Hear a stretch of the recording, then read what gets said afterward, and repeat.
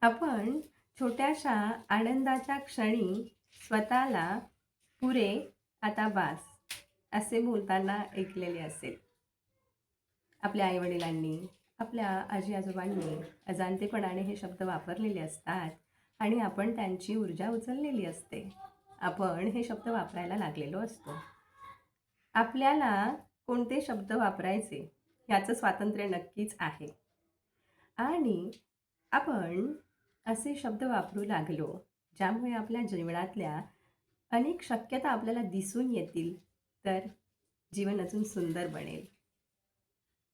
पुरे झालं, बास, मी समाधानी आहे. याऐवजी how does it get any better than this? हा प्रश्न विचारला तर हा प्रश्न म्हणजे अपेक्षा नाही. हा प्रश्न म्हणजे तक्रार नाही. किंवा आपण आताचे जीवन नाकारत आहोत असेही नाही. तर मी जीवनातल्या या क्षणांना अजून शक्यता देत आहे, असं या प्रश्नाचं मीनिंग होतं. यामुळे आपण आपल्या जीवनातल्या अनेक चांगल्या गोष्टींना मर्यादा घालण्याचे थांबवत असतो.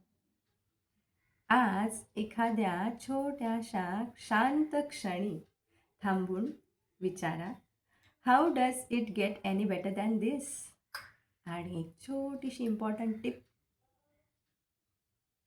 हा प्रश्न विचारताना मला हवं आहे ही भावना नसावी, तर मी तयार आहे या भावनेतून हा प्रश्न विचारावा.